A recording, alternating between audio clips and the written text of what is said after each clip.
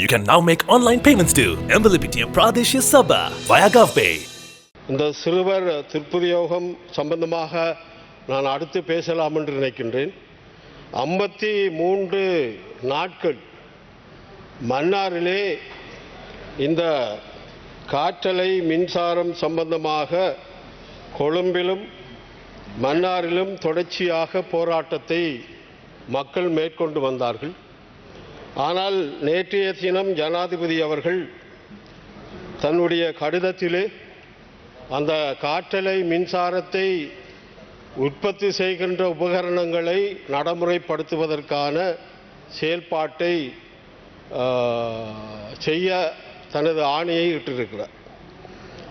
உண்மையிலே எங்களுடைய மன்னார் மக்களுடைய அந்த போராட்டம் பொய்த்திருக்கிறதா, அந்த மன்னார் மக்களுடைய வாழ்வு உரிமை மறுக்கப்பட்டிருக்கிறதா, மன்னார் மக்களுடைய இறையாண்மை பொய்யாக்கப்பட்டிருக்கிறதா என்பதை இந்த உயரியல் சபையிலே நான் கேள்வி கேட்க விரும்புகின்றேன்.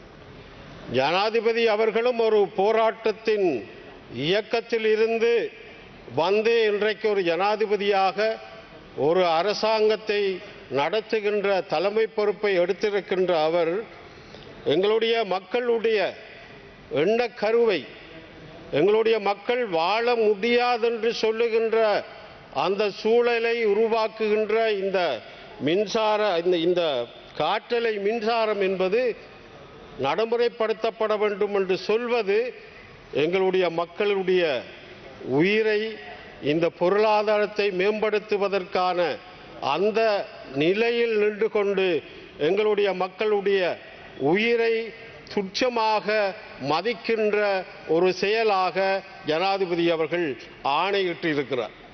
இதை ஒரு காலம் ஏற்றுக்கொள்ள முடியாது. ஏனென்றால் எங்களுடைய மன்னார் நகரத்திலே பல விடயங்களை நாங்கள் ஜனாதிபதியிடம் எடுத்துச் சொன்னாலும் கூட அதை அவர்கள் கருத்தில் கொள்ளாது அதை நடைமுறைப்படுத்தப்பட வேண்டும் என்பதை இலகுவாக சொல்லிவிட்டார். ஆனால் போராட்டம் தொடர்கிறது, தொடரும். ஆனால் அது இன்னும் வலுவடையும், மக்கள் வெள்ளமாக மாறும்.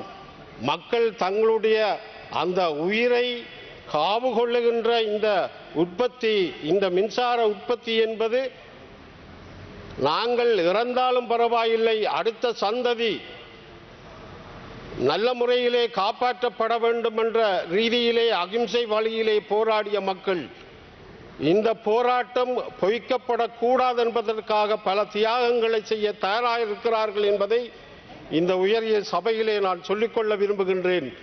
ஆகவே ஜனாதிபதி அவர்கள் மக்களை நேசிப்பதாக இருந்தார். ஒரு பொருளாதாரத்தை மேம்படுத்துவதற்கு மக்களை அழித்துத்தான் அந்த பொருளாதார மேம்பாடு செய்ய வேண்டுமாக இருந்தால் அதை நாங்கள் ஒரு காலம் ஏற்றுக்கொள்ள முடியாது என்பதை நான் இங்கு சொல்லிக்கொள்ள விரும்புகின்றேன். ஆகவே ஜனாதிபதி அவர்கள் சிந்திக்க வேண்டும்.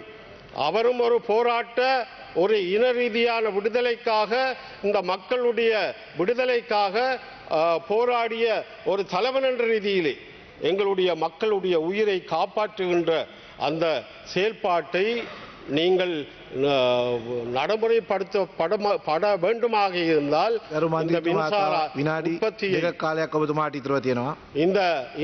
இந்த காற்றலை மின்சார உற்பத்தியை உடனடியாக நிறுத்த வேண்டும் என்பது எங்களுடைய மக்களுடைய கோரிக்கையாக இருக்கிறது. இறுதியாக கொழும்பிலே அவர்கள் போராட்டம் நடத்தினார்கள். ஆகவே மக்களுடைய ஆணையை, மக்களுடைய போராட்டத்தை, மக்களுடைய அகிம்சைத்தனமான அந்த போராட்டத்தை திசை திருப்புகின்ற வகையிலே இது நடைமுறைப்படுத்தப்படுமாக இருந்தால் மக்கள் தியாகம் செய்ய தயங்க மாட்டார்கள் என்பதை நான் எச்சரிக்கையோடு சொல்லிக்கொள்ள விரும்புகின்றேன். அடுத்ததாக இன்றைய தினம் உண்மையிலே வரவேற்கத்தக்க ஒரு விடயமாக நான் பார்க்கின்றேன். இந்த சிறுவர்கள் துர்பிரயோகம் செய்யப்படுகின்ற விடயத்திலே அரசாங்கம் நல்ல ஒரு தீர்மானத்தை கொண்டு வந்திருக்கிறது. உண்மையிலே பாடசாலைகளிலே, கிராமப்புறங்களிலே, ஏன் எல்லா இடங்களிலும் இந்த சிறுவர்களுடைய துர்பிரயோகம் என்பது மிக மோசமாக, எப்படி இந்த போதை வஸ்துக்கள் பெருகி வருகிறதோ அதே போல இந்த சிறுவர்களுடைய அவர்களை துன்புறுத்துகின்ற இந்த செயல்பாடுகள் பெருகி வருகிறது. இதற்கு காரணம் எங்களுடைய குடும்பங்களிலே எல்லோரும் இந்த தொலைக்காட்சியை கையடக்க தொலைக்காட்சி டெலிபோனை வைத்திருக்கின்ற அவர்கள் ஒவ்வொருவரும் தங்களுடைய தாய் தகப்பன் தங்களுடைய குழந்தைகள் என்ன செய்கிறார்கள், அவர்கள் ஒவ்வொரு சிறுவர்களுடைய கையிலும் கையடக்க தொலைபேசி இருக்கிறது. அவர்கள் என்ன செய்கிறார்கள் என்பதை கவனத்தில் கொள்வதில்லை. எல்லாரும் ஒரு மூலையிலே இன்றைக்கு இந்த பேச்சுவார்த்தை என்பது குடும்பங்களிலே அற்றுப்போய் இருக்கிறது.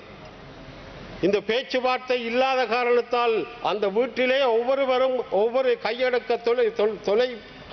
தொலைபேசியை பயன்படுத்துகின்ற போது அதனூடாக மக்கள் அந்த குழந்தைகள் அந்த குடும்பத்திலிருந்து விடுபடுகின்ற, அந்த குடும்பத்திலிருந்து அந்நியப்படுத்துகின்ற, அந்த குடும்பத்திலிருந்து அந்நியப்படுத்தப்படுகின்ற போது அவர்களுடைய வாழ்க்கை கேள்விக்குறியான ஒரு நிலையை ஒரு காலம் அனுமதிக்க முடியாது.